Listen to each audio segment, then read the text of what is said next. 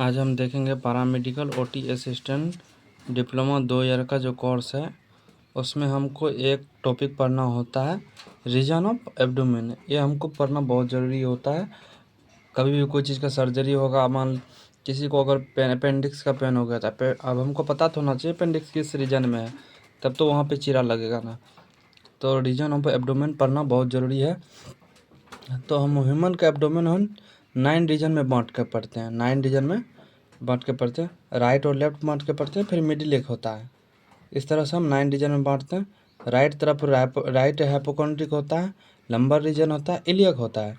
Right वाला भाग को राइट लंबर रीजन कहते हैं, राइट इलियक फोसा कहते हैं। लेफ्ट में लेफ्ट हाइपोकोंड्रियल रीजन होता है, उसके बाद लेफ्ट लंबर रीजन होता है, लेफ्ट इलियक फोसा होता है। इस तरह से हम देखेंगे the abdomen cavity is conventionally divided by the clinicals into 9 region. हम ह्यूमन एब्डोमेन को 9 रीजन में बांट के पढ़ते हैं। बीच वाला का सबसे ऊपर जो होता है एपिगेस्ट्रिक रीजन, जहाँ पे नाभि होता है उसको अम्बिलिकल रीजन, और सबसे नीचे जो लोअर पार्ट में होता है हाइपोगेस्ट्रिक रीजन। हम एक बार देखेंगे कि इस रीजन में कौन कौन से ऑर्गन होते हैं। जैसे कि राइट हाइपोकोंड्रिक रीजन, राइट हाइपोकोंड्रिक रीजन कौन सा हो गया, ये वाला भाग। इस भाग में कौन कौन से ऑर्गन होते हैं, लीवर होता है, गॉल ब्लैडर होता है।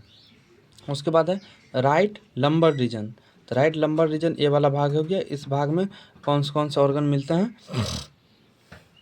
तो राइट किडनी हो गया, असेंडिंग कोलन हो गया, राइट यूरेटर भी होता है जो हम नहीं लिखे हैं।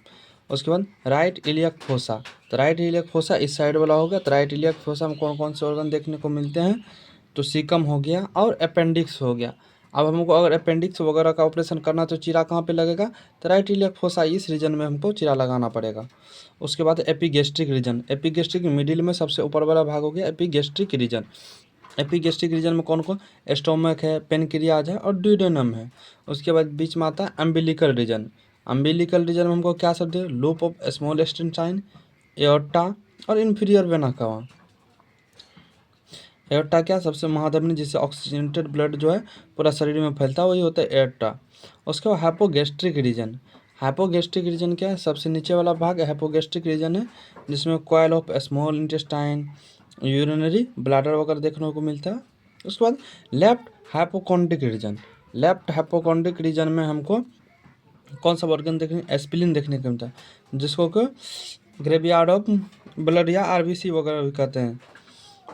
उसका left lumbar region, left lumbar region में हमको लेफ्ट किडनी, लेफ्ट यूरेटर और डिसेंडिंग कॉलन देखने को मिलता है। वही अगर राइट वाला भाग था, राइट में हमको राइट किडनी, असेंडिंग कॉलन और राइट यूरेटर देखने को मिलता था। उसके left iliac fossa, left iliac fossa इस वाले रीजन हमको क्या देखने को मिलता है, सिग्मोइड कोलोन। शायद आपको अच्छे से समझ आ गया होगा रीजन ऑफ एब्डोमेन। अगर वीडियो अच्छा लगे तो हम पैरामेडिकल ओटी असिस्टेंट बिहार का पूरा सिलेबस पढ़ाने का कोशिश करेंगे। अगर किसी को इसका पीडीएफ चाहिए तो कमेंट कीजिएगा, पीडीएफ मिल जाएगा। और चैनल को सब्सक्राइब कर लीजिएगा। धन्यवाद।